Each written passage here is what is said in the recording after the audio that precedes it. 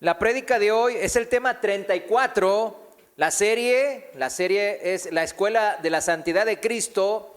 San Juan capítulo 13 al 17, ya vamos terminando. Y el tema 34 de hoy es: el Hijo ora por la santificación de los discípulos y por su misión en el mundo. Parte 1.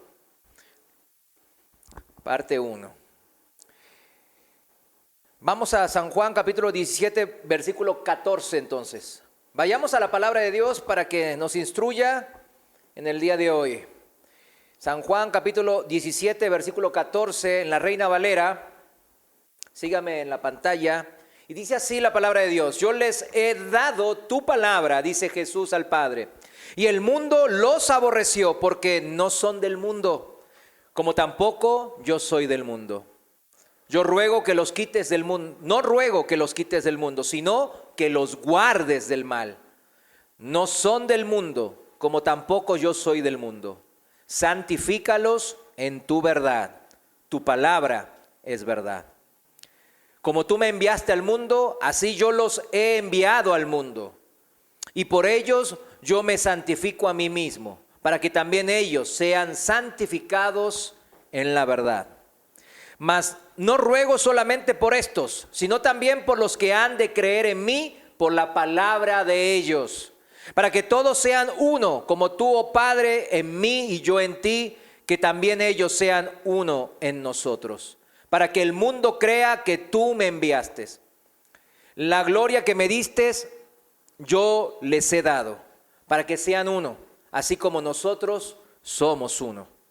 Yo en ellos y tú en mí, para que sean perfectos en unidad, para que el mundo conozca que tú me enviaste y que los has amado a ellos como también a mí me has amado. Amén.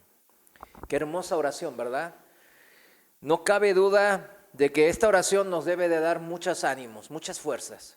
Y para eso el Señor nos las puso por escrito. Fíjense, después de orar por la preservación de la fe de los discípulos, que fue lo que aprendimos en la última enseñanza, el Señor oró por la misión de los discípulos. Los discípulos tenían una misión, ¿verdad? De predicar el evangelio hasta el fin del mundo, ¿verdad?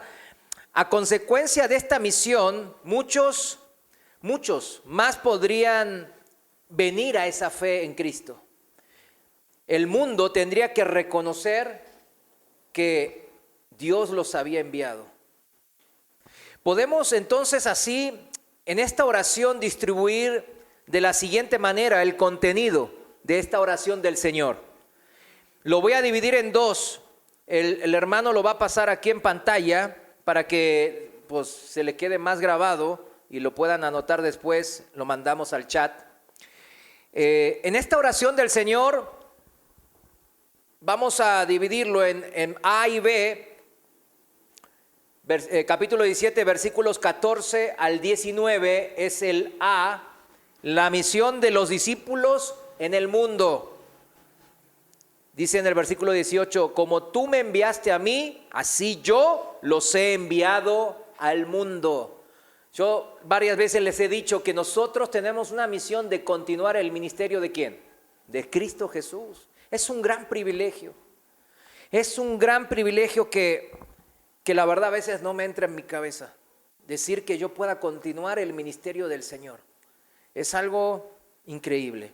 ¿Qué mayor honor hay que ese? Punto B de la oración del Señor están desde el versículo 20 al 23 y habla del efecto de la misión de los discípulos. ¿Qué efectos causa esa misión de los discípulos? Dice en el versículo 20: mas no ruego solamente por ellos, sino también por los que han de creer en mí por la palabra de ellos. ¿De quién está hablando aquí? Pues de todas las generaciones de cristianos, incluyéndonos a nosotros, en todos estos 2000 años de historia. Pasemos entonces al análisis de estas dos partes de la oración en el orden que aparece. Veremos hoy y las siguientes enseñanzas, la primera parte en dos, parte 1 y parte 2. Y la segunda parte, la parte B, la vamos a ver después de eso, claro, en orden. En la parte A dijimos que vamos a ver la misión de los discípulos en el mundo. Acuérdense, es en el mundo que van a realizar su misión. Una vez más, observamos que la oración del Señor está ordenada muy cuidadosamente y lo vamos a dividir esta parte para entender esta parte A, la misión de los discípulos, en tres partes también. A ver, ahí está en pantalla también, se lo puse para que fuera fácil de captarlo, rápido de captar. Esta parte A, la misión de los discípulos en el mundo, el Señor, fíjense, la oración del Señor está ordenada de esta manera. Punto 1 está la situación, que sería el mundo. ¿Cuál es la situación? El mundo los aborreció, versículo 14. Y la parte B del punto 1 es la petición. Si vieran ahí en la pantalla, dice, ¿cuál es la petición? Versículo 15, que los guardes del mal. La situación es que el mundo los aborrece y la petición del Señor es que los guardes del mal. El segundo punto de la oración es que hay una situación en el versículo 16 que no son del mundo. ¿Quiénes? Los discípulos, como tampoco yo soy del mundo. Y la petición del Señor al Padre es: santifícalos en tu verdad. Versículo 17, como ahí pueden ver en el punto 2. ¿Vieron? Entonces, punto 1, situación y petición. Punto 2, situación y petición. Y ahora punto 3, la situación es: como tú me enviaste al mundo, así yo los he enviado al mundo. Esa es una situación que el Señor encomendó, le dio una gran comisión a sus discípulos de ir al mundo como Él fue al mundo. El versículo 18, ¿verdad? Y ahora, en el punto 3, viene la provisión del Señor. En el versículo 19 dice: y por ellos yo me santifico a mí mismo, para que también ellos sean santificados. ¿En qué cosa? En la verdad. La verdad. Vayamos entonces de estos 3 puntos que están aquí, después los mando al chat para que lo tengan. El punto número 1, la situación en la oración del Señor, que estamos hablando de la misión de los discípulos. La primera parte de su oración hay una situación. El mundo los aborreció y la petición del Señor fue guardarlos del mal. Entonces, en esta primera situación, que está hablando de qué cosa, de la hostilidad del mundo. ¿Hacia quiénes? Hacia los discípulos. En Juan capítulo 17, versículo 14 dice: yo les he dado tu palabra y el mundo los aborreció, porque no son del mundo, como tampoco yo soy del mundo. El mundo, mis hermanos, el mundo puede ser un lugar tremendamente hostil, ¿verdad que sí? Yo sé, fíjense, así como esta iglesia está pequeña, pues no me van a dejar mentir algunos hermanos, que hay historias tremendas, de abusos, de violencia, de cosas inmencionables, innombrables, depravaciones, que hermanos en esta congregación mismo vivieron o conocen gente que han vivido y viven ese tipo de abusos y violencia. El mundo puede ser un lugar tremendamente hostil, realmente. Todos lo sabemos bien. Está lleno de odios, de amarguras, pero engendrados, que sale de la maldad. ¿De dónde? De los corazones de ¿quiénes? De las personas, de los hombres en general. Eso se ve reflejado, como el Señor bien dice, ¿no? Lo que contamina al hombre, ¿qué es? Lo que sale de ese corazón. Y ese corazón tiene avaricias, la búsqueda de vanagloria, de riquezas, de cosas de este mundo, la lucha por creerse más que el otro, se llaman las luchas de las clases sociales, ¿verdad? La guerra de las religiones. En el nombre del Señor, ¿cuántas guerras se han levantado? El racismo, las envidias. Sin embargo, la hostilidad a la que el Señor se refiere aquí Es una hostilidad un poco más concreta que todo esto que vemos y que vivimos también. Esta hostilidad más concreta se produce en el corazón de las personas tras ser proclamada la palabra que Cristo entregó a sus discípulos, el Evangelio. Estas palabras siempre provoca una división entre los oyentes. Escúcheme bien, ¿usted está contento del Evangelio? Amén. Amén, ¿verdad? Es que usted es nacido de nuevo, ha entendido, ha creído y ha nacido del Espíritu de Dios. Es un espíritu vivificado por el Espíritu de Dios. Pero la gente que apenas van queriendo, pues incrédula, que no sabe de Dios, que no conoce a Dios, cuando usted le explica contento, gozoso, las buenas nuevas de salvación, la vida de Cristo, las palabras del Señor, la verdad, ¿qué pasa? Inmediatamente empieza la división entre los oyentes. Como cuando el Señor dijo en Juan 7:38, el que cree en mí, como dice la Escritura, de su interior correrán ríos de aguas vivas. En referencia a qué cosa, al nacimiento de nuevo, al Espíritu Santo que iba a venir a morar en nosotros. En el versículo 40 de Juan 7, versículo 40, fíjense. Entonces algunos de la multitud, cuando oyeron estas palabras, decían, verdaderamente este es el profeta. ¿Se acuerdan en Deuteronomio 18, el profeta como Moisés? Al que tienen que escuchar, y si no lo escuchan, iba a ser cortado del pueblo. Bueno, ese profeta. Pero otros decían, ahí está la división, vamos a ver, este es el Cristo, pero algunos decían, ¿de Galilea ha de venir el Cristo? O sea, ya empezaban la duda, la oposición. Versículo 42, ¿no dice la Escritura que del linaje de David y de la aldea de Belén, de donde era David, ha de venir el Cristo? Porque pensaban que Jesús era de Nazaret, ¿verdad? 43, hubo entonces, ahí viene, disensión, división entre la gente a causa de ¿quién? De él, de Cristo. Y algunos de ellos querían prenderle, pero ninguno le echó mano. En otra ocasión, Jesús sana a un ciego de nacimiento. No sé si lo recuerde, untándole lodo en sus ojos y diciéndole que se vaya a lavar al estanque de Siloé. Y había sido eso en el día de reposo, o sea, en Sabbat, por lo que los fariseos y los escribas, los líderes, estaban ¿qué? Enojados porque alguien se ha sanado. Imagínense eso, alguien se sanó,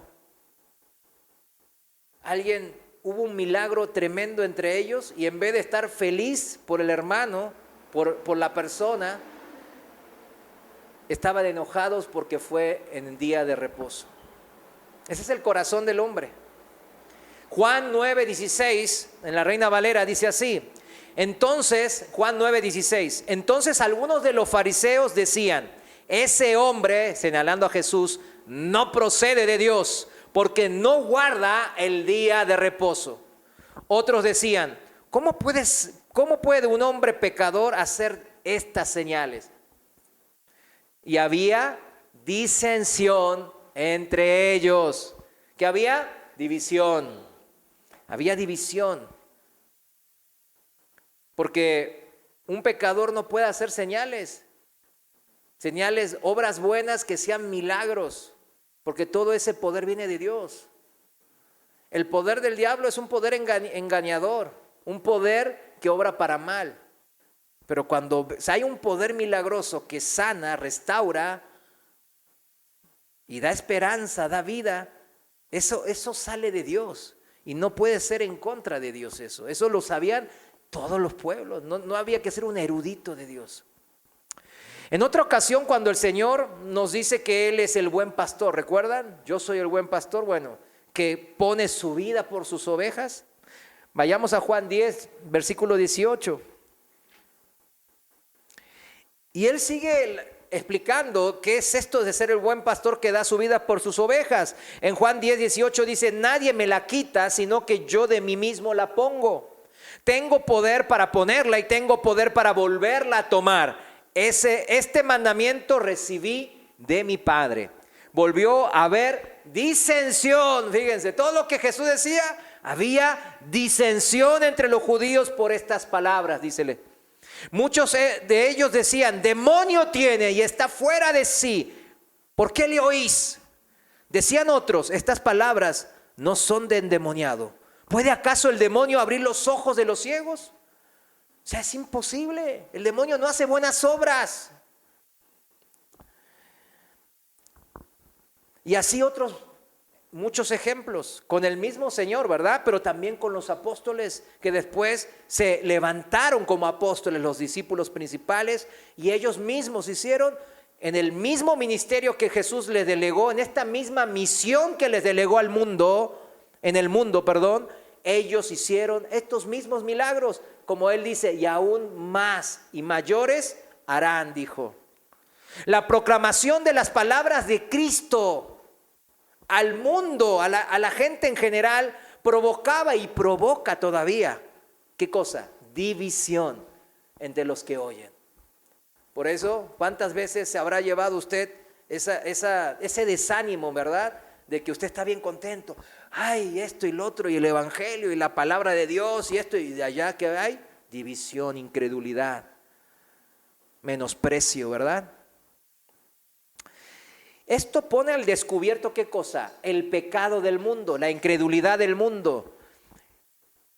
Los llama la palabra, ¿qué cosa? Al arrepentirse justamente de ese pecado. A que abandonen las armas que están empleando contra Dios y sean reconciliados con Dios. Naturalmente, los que aceptan la palabra y obedecen son vistos como traidores por los que rechazan esa palabra. ¿Cuántos empezaron a batallar con sus amigos del mundo? Pues eso es parte de. Y como consecuencia, el mundo los o nos aborrece, puesto que ya no son del mundo, así como Jesús tampoco era del mundo. Curiosamente, no fue solo la exposición y la denuncia del pecado del mundo lo que provocaba esta hostilidad. No solo fue eso. Con mucha frecuencia, el mensaje de misericordia, de perdón, de salvación, tuvo ese mismo efecto. Fíjese. O háblele a un incrédulo de la misericordia de Dios, de su perdón, de cuánto lo ama, y verá la respuesta agresiva o menospreciadora de esa persona. Yo creo que mínimo, la mayoría pues lo habrá vivido una o dos veces esto. Yo lo he vivido innumerables de veces, este menosprecio y hasta agresión. Cuando uno le habla del amor de Dios, qué amor, que si hay amor, ¿por qué el mundo está así? Y blasfeman de Dios. Cuando Jesús enseñaba y demostraba que una persona, al arrepentirse y poner su confianza en Él, en Cristo, podía ser perdonada, justificada y tener paz con Dios, o sea, reconciliados con Dios. Y que esa persona podía saber a ciencia cierta, realmente, desde lo más profundo de su corazón, que ya era algo, que había pasado algo diferente en su vida. Que el encuentro con Cristo no había sido un encuentro más con cualquier otra persona, sino con una persona divina que le había ofrecido la reconciliación con el Padre Celestial. Pero cuando Cristo enseñaba y demostraba todo eso, los líderes religiosos de su época, de aquel entonces, ¿qué hacían? Objetaban lo que Él decía y con mucha agresividad.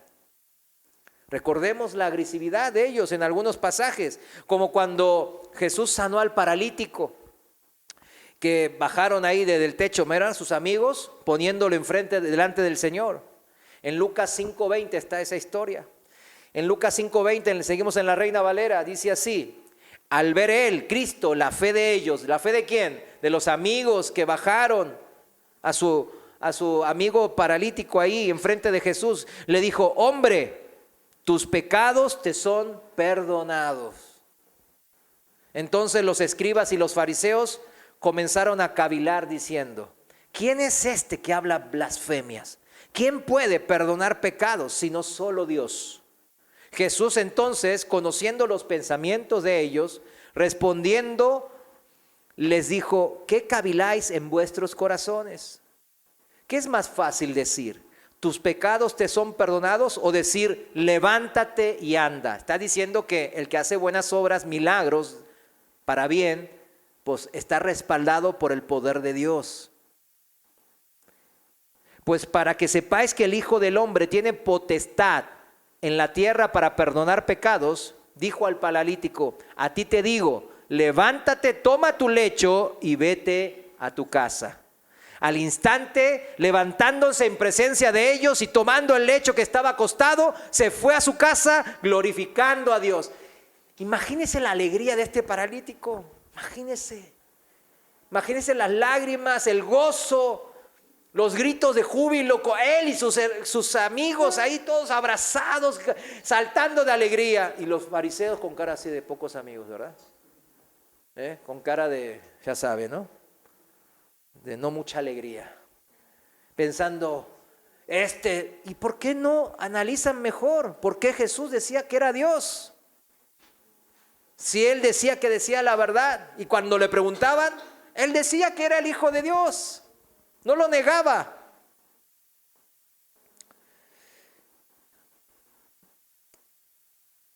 Y todos sobrecogidos de asombro glorificaban a Dios. Fíjense, todas las multitudes estaban alegres, felices, gozosos y llenos de temor también, porque decían, no, este dice que es el Hijo de Dios, pero sí es, lo respalda el milagro, el poder de Dios que acaba de realizar.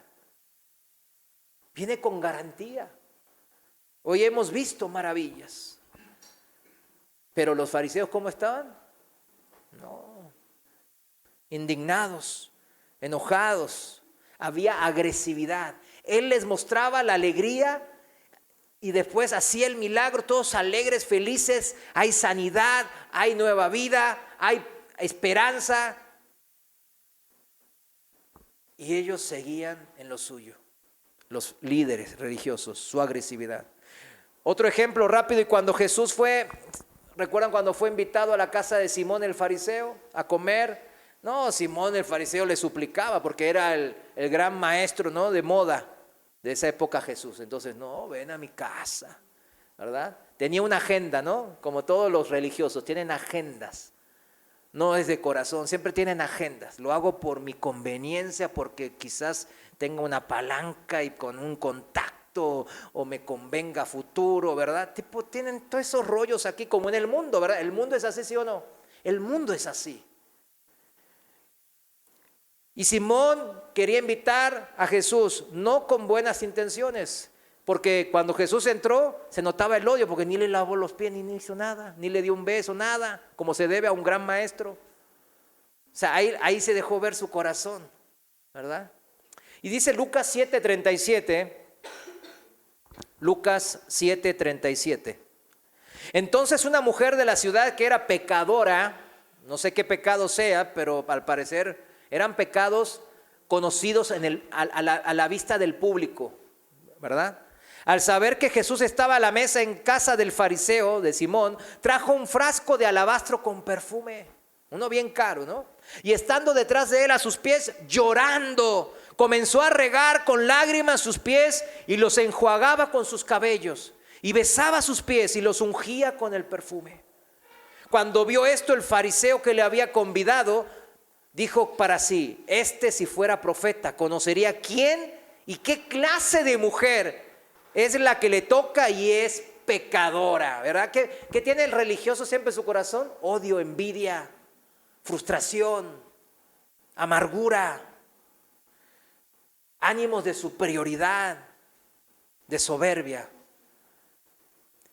Versículo 39, cuando vio esto el fariseo que le había convidado, dijo para sí: si fuera profeta, conocería quién y qué clase de mujer le tocara, que es pecadora. Entonces respondiendo Jesús le dijo: Simón, una cosa tengo que decirte. Y él le dijo: di, maestro. ¿Vieron? Ahí está la hipocresía, ¿verdad?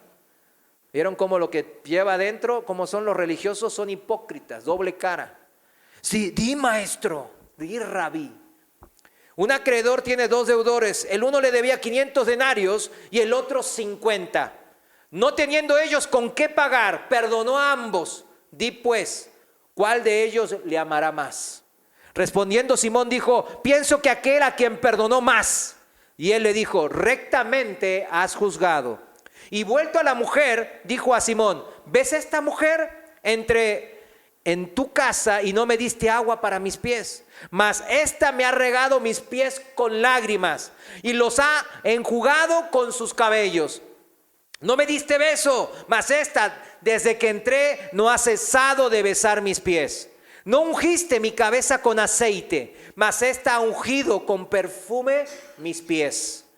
Por lo cual te digo que sus muchos pecados le son perdonados, porque amó mucho.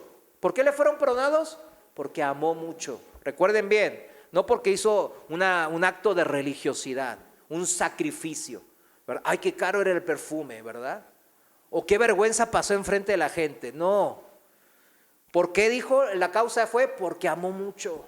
Esos actos fueron sinceros de la parte de la mujer. Mas aquel a quien le perdona poco, se le perdona poco, poco ama. Que esto es medio sarcástico del Señor, ¿verdad? A ver, ¿a quién le perdonó poco el Señor? A ver, levante la mano. Ya estaban sacando las piedras algunos hermanos ahí. ¿Quién iba a levantar la mano? Ahí está, ay, la piedra. Claro, ¿cuánto nos perdonó el Señor? Mucho, ¿verdad? Muchísimo. Muchísimo, ¿verdad? Diría yo. Es increíble el perdón que nos dio. Pero, ¿quiénes son los que dicen que a mí poco me perdonan? Los que se creen justos en sus propias obras. Como eran los fariseos, ¿verdad? En general. Y el Señor le dice, a ella le digo, tus pecados te son perdonados. ¿A cuántos le dijo el Señor lo mismo? Amén. A mí me dijo eso.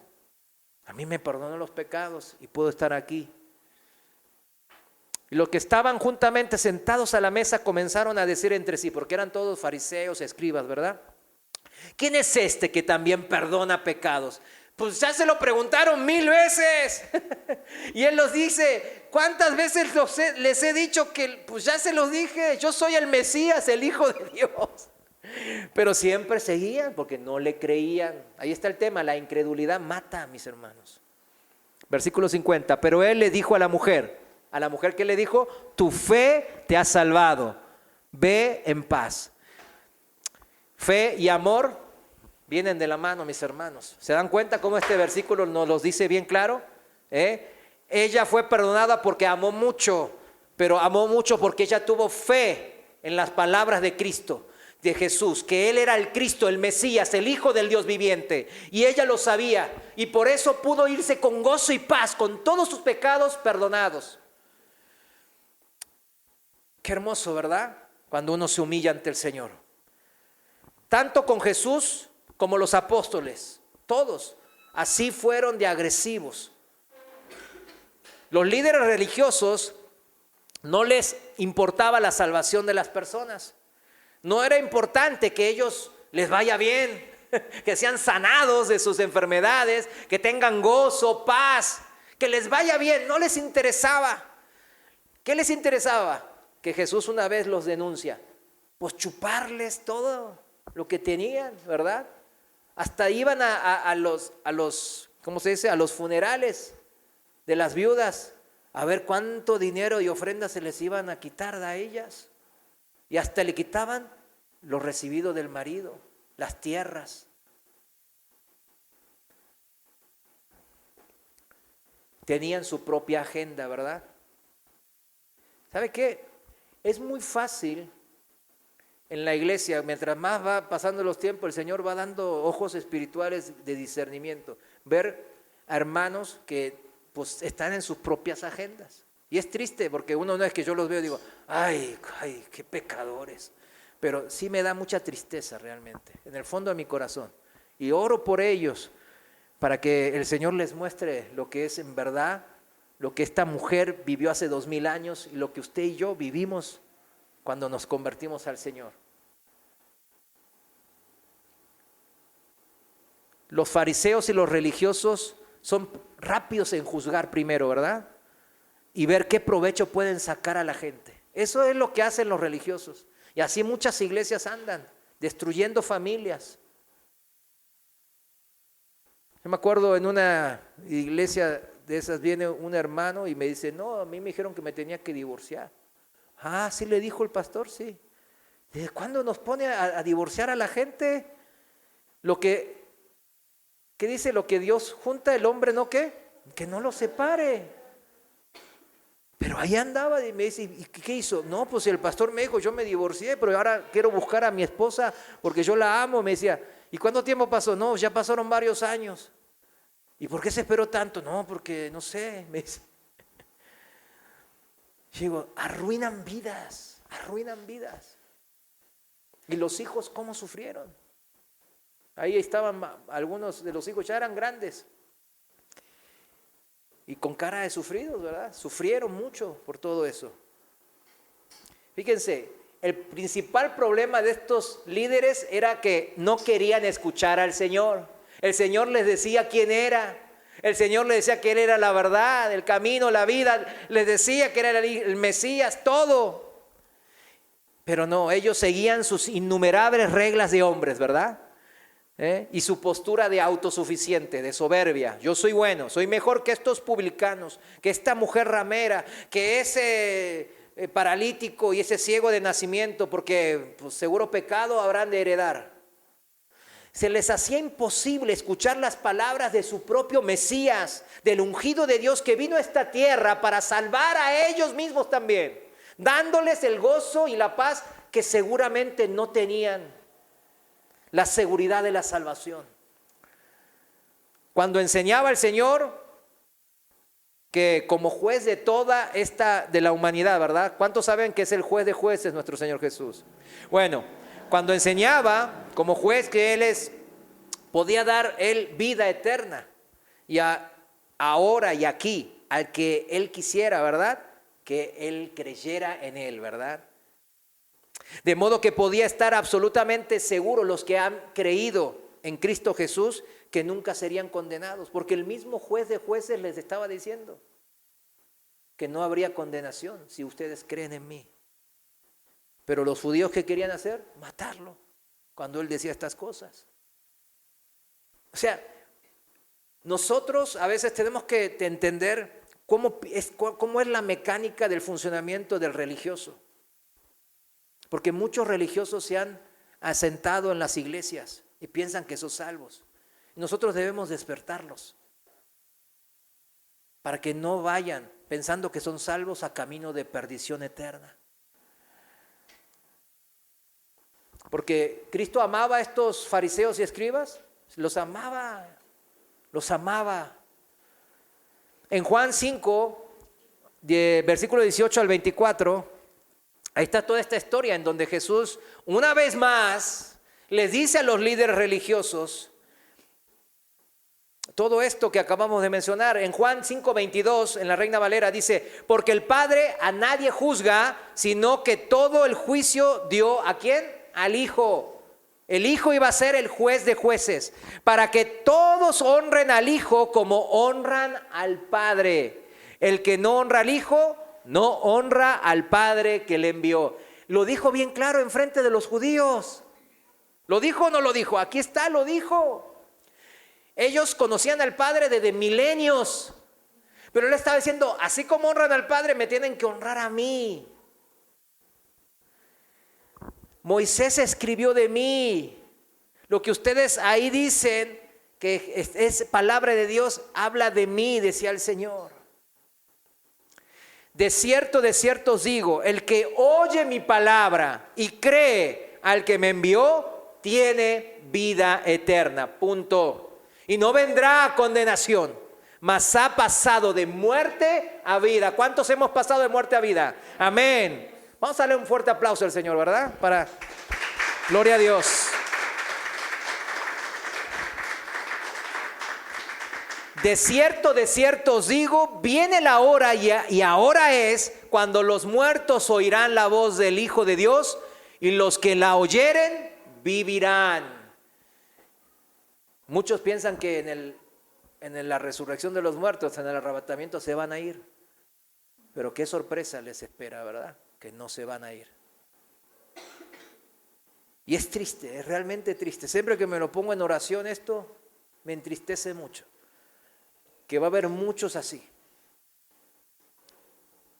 El Señor era bien claro, ¿verdad que sí? Era bien claro. Sus palabras no dejaban lugar a dudas. Ay, ¿será o no será? ¿Será o no será? Era obvio, lo estaba diciendo. Yo soy el juez. Así como honran al Padre, me tienen que honrar a mí. Y si creen en mis palabras, ya pasaron de muerte a vida y no va a haber más condenación. Más claro, ni el agua. Y estos líderes religiosos, encerrados en el orgullo de sus corazones, se hubiesen humillado delante de estas palabras de vida. Y habrían entonces encontrado la verdadera paz que sobrepasa todo entendimiento, como nosotros. Pero lo perseguían para matarlo por andar haciendo buenas obras, las obras del Padre, sanando cuerpos y salvando almas. Es increíble, pero así funciona la mente del religioso, sépalo. Como en el contexto previo vemos que Jesús sanó al ciego de Betesda, el Señor le sana en un día de reposo también. Pero los fariseos otra vez y escribas, en vez de ponerse felices por alguien que fue sanado, ¿verdad? Andaban enojados otra vez porque esa sanación había sido en día de reposo. Y dice en el versículo 12, en Juan 5, vamos al contexto previo, fíjense. Entonces le preguntaron a Jesús, ¿quién es? ¿Cómo se llama? Al paralítico, ¿no? Al que ya caminaba. ¿Quién es el que te dijo, toma tu lecho y anda? Y el que había sido sanado no sabía quién fuese, porque Jesús se había apartado de la gente que estaba en aquel lugar. Después le halló Jesús en el templo y le dijo, mira, has sido sanado, no peques más, para que no te venga alguna cosa peor. ¿Se fijan? O sea, ya me sané, ya me salvé, ya está todo listo. No, cuidado, no peques más, porque te puede ir peor, como la puerca que se va y se revuelca, o el perro que vuelve a su vómito, ¿verdad? Versículo 15, el hombre se fue y le dio aviso a los judíos que Jesús era el que le había sanado. Por esta causa los judíos perseguían a Jesús, fíjense, por esta causa perseguían a Jesús y procuraban matarle, fíjense, el odio que lleva a asesinato. Porque hacía estas cosas en el día de reposo. Querían matar a una persona que se decía hijo de Dios, el Mesías esperado, porque hacía cosas buenas, milagros espectaculares en el día de reposo. Y Jesús le respondió, mi Padre hasta ahora trabaja y yo trabajo. Por esto los judíos aún más procuraban matarle, porque no solo quebrantaba el día de reposo, sino que también decía que Dios era su propio Padre, haciéndose igual a Dios. Bueno, encerrados en sus propias agendas personales, ¿verdad? La verdad fue que a pesar de todas sus ceremonias religiosas, sus sacrificios, sus esfuerzos por guardar la ley de Dios, estas personas, estos líderes religiosos carecían de la seguridad de la salvación en su interior, en su alma. ¿Se acuerda cuando no era nacido de nuevo? ¿Qué pasaba en su mente acerca de la muerte, cuando veía un funeral, de la vida eterna? ¿Qué pensaba? ¿Qué pasaba? Había un miedo, ¿verdad? Un miedo inherente a que qué va a pasar después de eso. Ya no voy a existir en ningún lugar, o ya dejaré de existir para siempre, o dónde estaré, qué será de mi vida. Y los religiosos tienen esa característica también, tienen miedo a la muerte, aunque no lo admitan. Hay una inseguridad de qué es lo que va a pasar, porque no se sienten seguros en Cristo. Y eso es obvio, porque solamente Cristo es el camino. Y Él da la seguridad y la salvación. Esa que usted ahora toma como algo dado. Ay, sí, yo estoy seguro en el Señor. Pero antes, ¿cómo estábamos? No sé. Es algo tan obvio para nosotros, pero también no hay que olvidar lo magnífico y grandioso que es sentir esta plena seguridad de la salvación que tenemos, mis hermanos. Y miren, esta pretensión por parte de Cristo de que podía proporcionar, brindar esta seguridad a sus discípulos, a estos líderes religiosos les llenó de sosiego, de resentimiento, de envidia y de un odio que se manifestaba en la hostilidad hacia Cristo. Por tanto, fíjense, si el mundo había sido hostil a Cristo cuando Él proclamaba la palabra de Dios, lo que había escuchado del Padre, también lo sería cuando los discípulos comenzasen a proclamar esa misma palabra. ¿Verdad que sí? Es lo mismo. Y así nos lo demuestra el libro de los Hechos, ¿no? Y las cartas paulinas. Y fue por esto, por lo que antes de mencionar en su oración que iba a enviar a sus discípulos al mundo, porque esta es la oración que se trata de que Él está enviando al mundo a sus discípulos.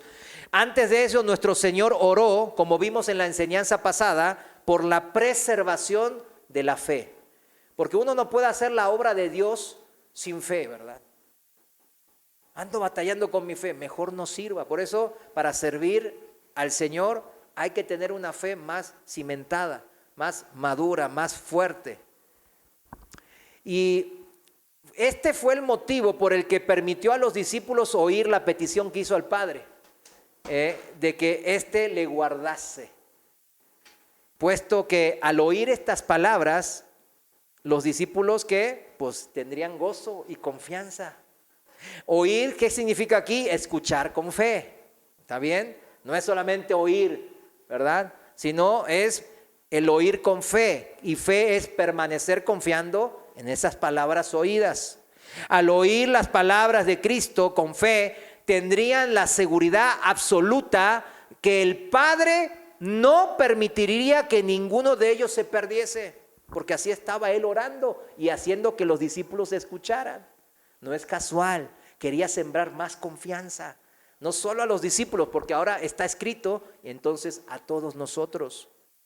Quería sembrar la seguridad de la confianza absoluta que el Padre iba a velar por ellos y sus corazones se iban a llenar de gozo por ello. Eso lo vimos la semana pasada en los versículos 12 y 13 del capítulo 17. Se los voy a leer para recordarlo rápidamente en la versión Dios habla hoy. Juan 17:12 dice así: cuando yo estaba con ellos en el mundo, los cuidaba y los protegía con el poder de tu nombre, el nombre que me has dado. Y ninguno de ellos se perdió, sino aquel que ya estaba perdido, para que se cumpliera lo que dice la Escritura. Judas, ¿no? Ahora voy a donde tú estás, pero digo estas cosas mientras estoy en el mundo, para que ellos se llenen de la misma perfecta alegría que yo tengo. Fíjense, el Señor quería compartir su gozo con los discípulos, por eso Él está orando en voz alta para que ellos escuchen. Porque es tan importante, mis hermanos, esta seguridad de la salvación que estábamos mencionando, es importantísima, mis hermanos. Por eso les pedía que recuerden un poco su vida anterior, cuando no había esa seguridad de la salvación. Qué feo era, ¿verdad? Esa sensación de que no saber qué va a pasar después de la muerte, ¿no? Bueno, sin esta seguridad de la salvación, en su fuero más interno, en su corazón, ¿cómo podrían salir a predicar la palabra al mundo estos discípulos? ¿Cómo podrían soportar la hostilidad, la agresividad que van a encontrar en el mundo? ¿Y qué evangelio tendrían que ellos que proclamar, verdad? Porque si tendrían miedo y no tendrían esa seguridad, ¿verdad? El evangelio ellos empezarían a diluirlo. No, mejor no digamos tanto que él era hijo de Dios, sino un gran profeta, porque si no nos tiran piedras. ¿Se da cuenta? Y es lo que está pasando tanto ahora. Diluyen el evangelio en la gran mayoría de todos lados, en todos lados.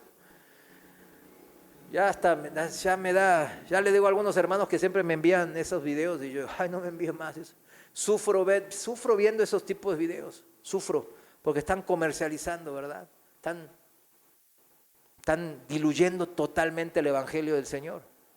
Pero justamente, sin esa seguridad de la salvación, ¿qué van a predicar? ¿La palabra tal cual? ¿O por miedo a los hombres la empiezan a diluir? Por supuesto, que las mismas preguntas son para nosotros, mis hermanos, ¿eh? Por eso la importancia, ¿no?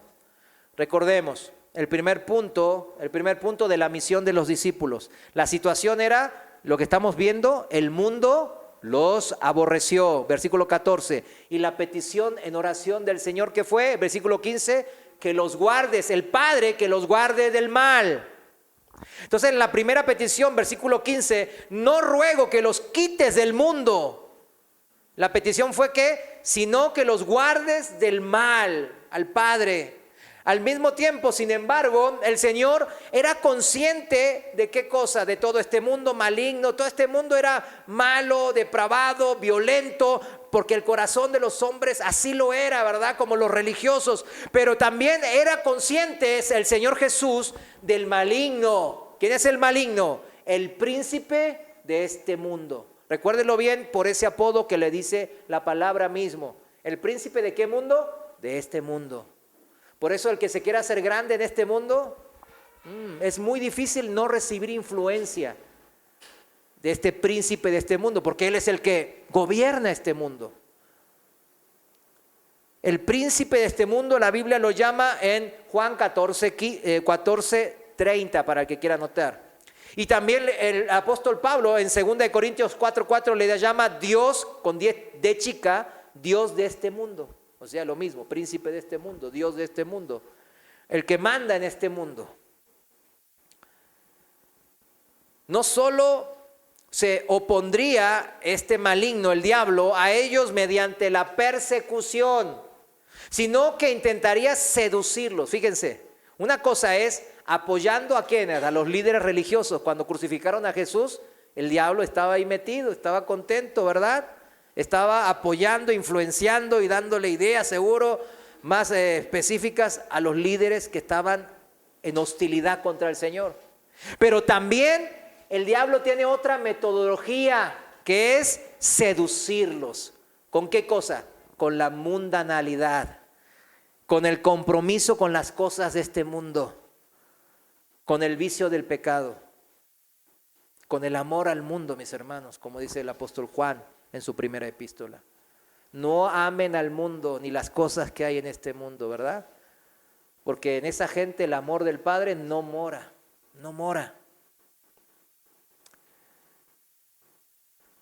Y el diablo empieza a seducir también. O sea, una, la agresiva, ¿verdad? Apoyando a la gente que reacciona agresiva al evangelio. Y la otra, seduciendo por medio del compromiso, del pecado, de la mundanalidad, a fin de desacreditar el evangelio que los discípulos tenían que predicar.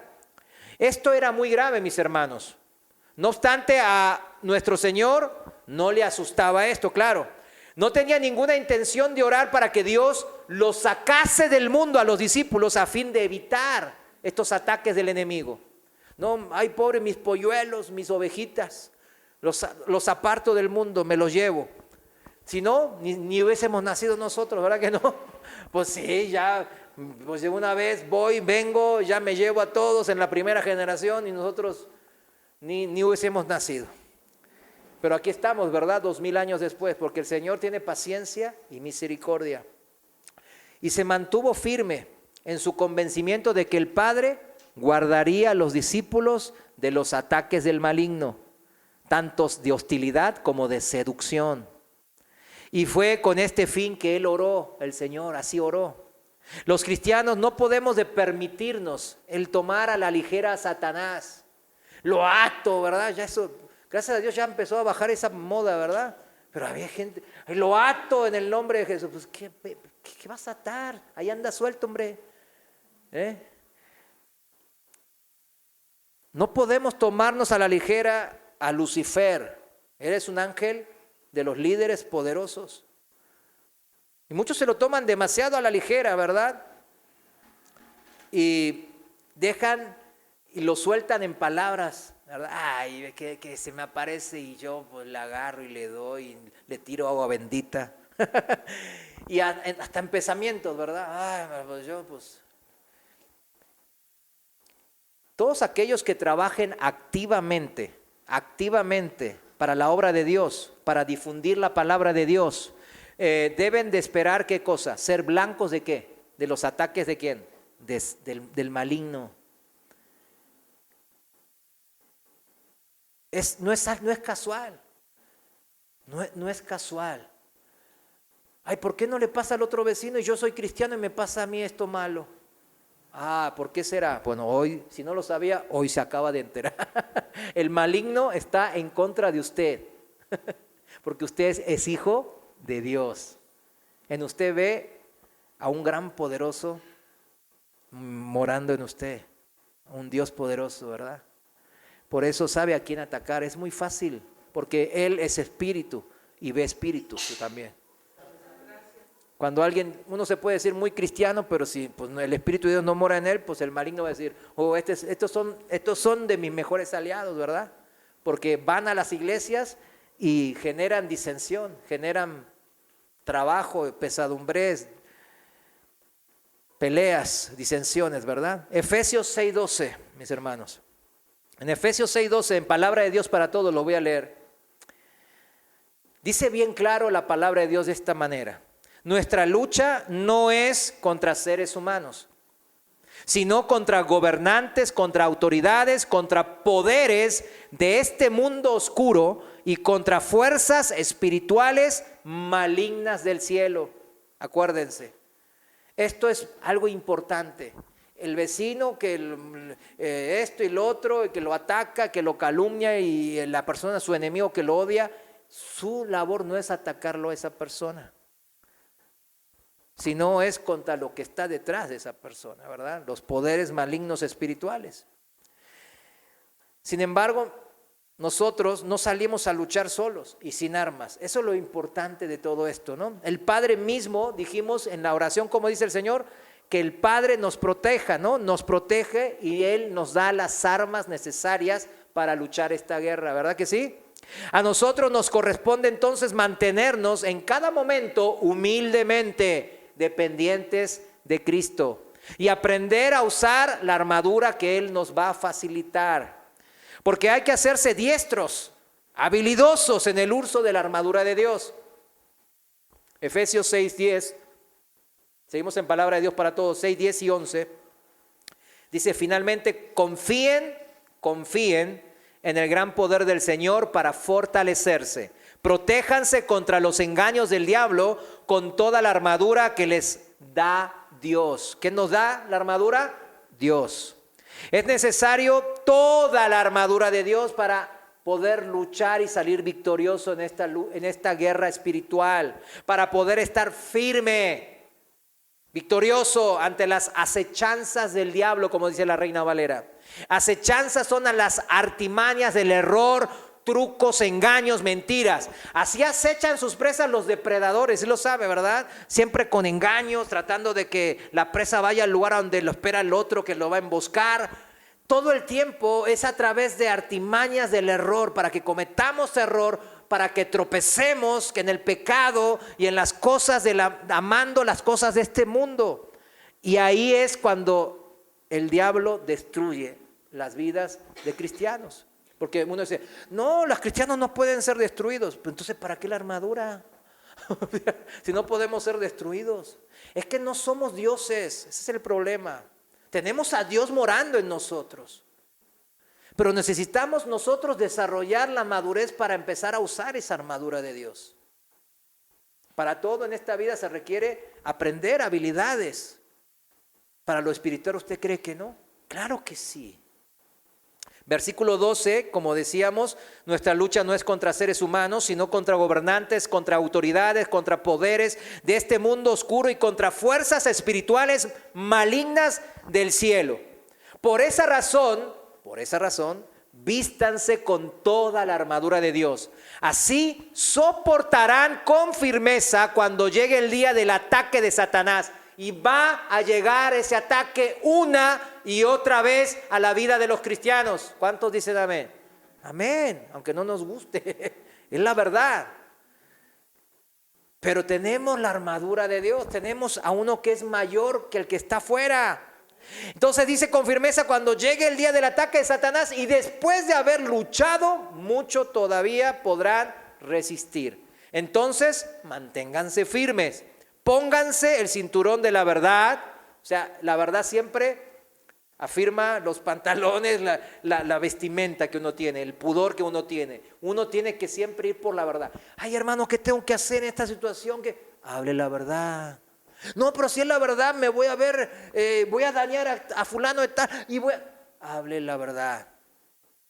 Abre la verdad. Esa es parte de la armadura. La verdad es parte de la armadura de Dios, del cristiano. ¿Cuántos dicen amén? Amén. Y no hay otra manera. Y protéjanse con la coraza de la justicia. Las obras que salen del corazón, como la mujer que derramó alabastro perfume en el Señor, que sale de un corazón sincero y humillado ante Dios y haciendo las obras de justicia de Dios. Haga justicia de Dios, eso es parte de la armadura. Ay, es ¿cómo me defiendo? Siga haciendo justicia. Lo injusto, no lo haga. Rechácelo, aborrézcalo como Dios aborrece y haga la justicia. Prepárese poniéndose el calzado de anunciar las buenas noticias de la paz. Lo que estamos hablando, ¿verdad? Nos ha enviado esta misión de predicar la gran comisión, las buenas nuevas de salvación al mundo. ¿Qué estamos haciendo con respecto a eso, mis hermanos? Versículo 16, pero sobre todo, tomen el escudo de la fe para detener las flechas encendidas del maligno. Flechas encendidas del maligno, imagínense. Las flechas encendidas, ¿qué son? Para destruirnos, ¿verdad? No son para hacernos cosquillas. ¿Pero qué necesitamos? Fe. Necesitamos fe. Versículo 17, utilicen la salvación como casco protector. ¿Vieron? La seguridad de la salvación, ¿cómo importa aquí? ¿En dónde está esa seguridad? ¿En nuestra qué? Mente. Tomen la espada del Espíritu, que es la palabra de Dios, la Biblia, para poder redarguir, como Cristo hizo, ¿verdad? Cuando peleaba con el diablo, ¿qué hizo? Escrito está. Amén. Versículo 18, oren y pidan siempre con la ayuda del Espíritu. Mis hermanos, usted tiene el Espíritu de Dios, pida, ore, junto con la ayuda del Espíritu Santo. Manténganse alerta, velad, ¿no? Y no dejen de orar por todo el pueblo santo. Amén. Que tiene que ver justamente con la oración que el Señor hace, ¿no? Él nos da, siempre nos muestra el ejemplo. Versículo 19, oren también por mí para que yo tenga valor cuando esté anunciando la buena noticia y que los que escuchan puedan entender el plan secreto de Dios. Mi trabajo es ser delegado de Dios para anunciar su mensaje y por eso estoy preso, dice el apóstol Pablo. Oren a Dios para que yo diga ese mensaje como debo de hacerlo, sin miedo. ¿Qué demuestra aquí? A mí lo que me llamó la atención en el versículo 19 y 20 es que el apóstol pida que oren por él para tener valor y que no tenga miedo. O sea, ¿qué significa? Que él estaba batallando con esas cosas. El gran apóstol Pablo, sí, él estaba batallando con valor, estaba preso. ¿Usted quiere que lo van a poner preso? No es como aquí, ahí pues se aprovechaban, ¿no? Los guardias le pegaban seguro, le daban duro, no le daban de comer bien, la estaba pasando mal y había miedo en su ser del qué pasará y cómo. Entonces, ¿qué está pidiendo? Está pidiendo que oren para que tenga valor suficiente para nunca diluir el evangelio. Y recordemos bien que toda la lucha espiritual comienza ¿en dónde? En la mente, mis hermanos. Toda la lucha espiritual va a comenzar en su mente. Por eso, si usted ve ahora, ¿cuál es el problema principal en el mundo?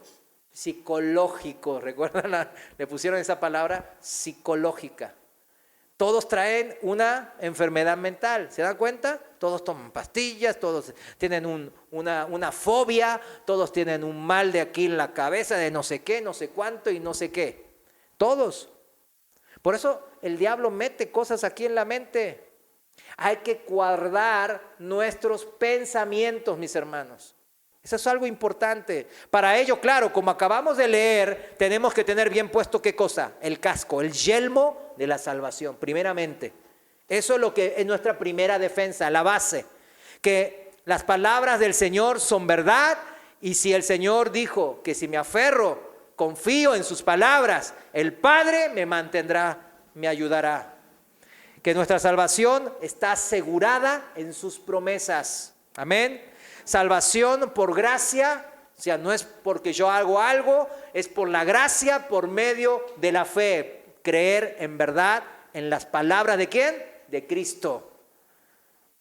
En Juan 10:27, vamos terminando, dice así, escuche bien, por favor. Mis ovejas oyen mi voz y yo las conozco y me siguen. Y yo les doy vida eterna y no perecerán jamás, ni nadie las arrebatará de mi mano. Mi Padre que me las dio es mayor que todos y nadie las puede arrebatar de la mano de mi Padre. Yo y el Padre uno somos. ¿Se da cuenta? Cómo las promesas del Señor, yo tengo que permanecer en esa fe que tuve al principio, esa misma fe humilde, sencilla, confiando en lo que está escrito en la palabra, y Él me mantendrá, ¿en dónde? En su mano poderosa, y nadie nos puede arrebatar de esa mano poderosa. Amén. Pero significa que yo me tengo que quedar en esa mano poderosa, ¿verdad? Oír su voz y seguirla, ¿verdad? Permaneciendo en la fe, en las palabras de Cristo.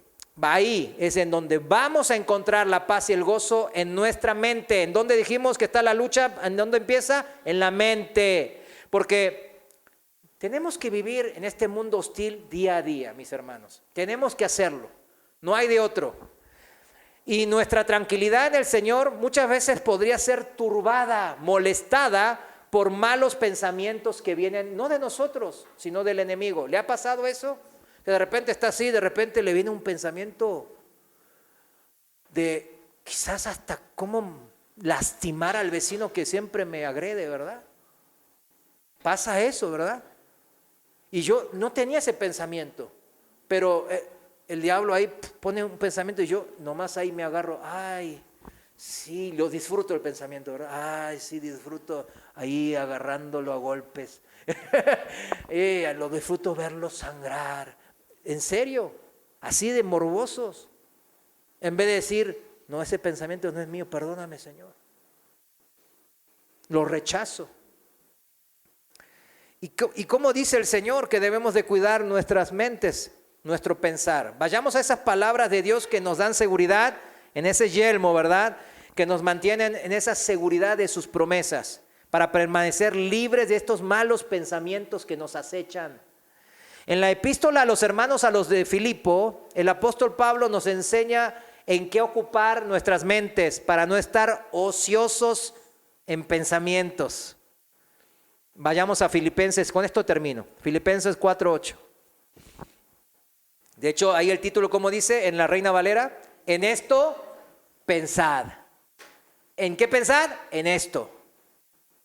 Por eso a veces cuando ven películas muy violentas, muy sexuales, muy así, ¿verdad? Ni digo pornografía, porque hay muchos que ven pornografía y piensan que no, esto es un juego sencillo, esto no va a pasar a nada. Yo les digo que sí pasa, porque la palabra de Dios es bien claro. ¿En qué piensen? En esto que vamos a leer, Filipenses 4:8. Dice así la palabra, escuche bien, ¿en qué quiere Dios que pensemos? Hermanos, todo lo que es verdadero, ahí está, todo lo honesto, todo lo justo, todo lo puro, todo lo amable, todo lo que es de buen nombre, si hay virtud alguna, si algo digno de alabanza, en esto pensad. Lo que aprendisteis y recibisteis y oísteis y visteis en mí, esto haced, y el Dios de paz estará con vosotros. ¿Por qué hay cristianos que no tienen paz? Porque ya están perdiendo la batalla en sus mentes. Están pensando en cosas que no son puras, que no son honestas, que no son amables, que no son verdaderas, que no están dentro del buen nombre de Dios. Y entonces no hay paz en sus mentes. Claro, ¿cómo va a haber paz? Y bien claro, ahí dice de esa manera, piensen. ¿Cuántos están de acuerdo con eso? Póngase de pie. Hoy vamos a terminar aquí en el punto A, la misión de los discípulos. Como tú me enviaste al mundo, así yo los he enviado al mundo. Y vimos nomás el punto 1 y vamos a ver en la siguiente, el punto 2 y 3. El punto 1, que el mundo nos aborrece, pero el Padre, le pide Jesús al Padre que nos guarde del mal. Oremos. Señor, te damos gracias, porque aunque sabemos que el mundo nos aborrece, cuando queremos compartir tu verdad, tu amor, tu misericordia, tus buenas nuevas de salvación, el mundo se divide, nos menosprecia, incluso nos agrede, y otros menean la cabeza en incredulidad. Señor, oramos por todas esas almas que aún no te conocen, que aún no conocen ese amor tan grande que tú has tenido, que cómo nos amas día a día y nos mantienes firmes cada día. Señor, te damos gracias porque tú nos guardas del mal. Gracias por esta petición. Gracias por cumplirla, mi Dios, en nuestras vidas. Perdónanos en nuestra incredulidad, que a veces pensamos no como tú nos has mandado a pensar, en todo lo verdadero, en todo lo honesto, en todo lo justo, en todo lo puro, en todo lo amable, en todo lo virtuoso y de buen nombre, en todo lo digno de alabanza, en todo lo que se relacione contigo, Señor. Y estamos sujetos a veces a pensamientos que el enemigo en sus acechanzas nos pone en nuestra mente. Perdónanos, Señor, y ayúdanos a estar firmes, confiando en tu palabra, puesta toda la armadura tuya, mi Dios, dispuestos a luchar esta batalla espiritual diariamente, mi Dios. Fortalécenos en eso, mi Dios, y ayúdanos a transformar las vidas de aquellos que nos aborrecen.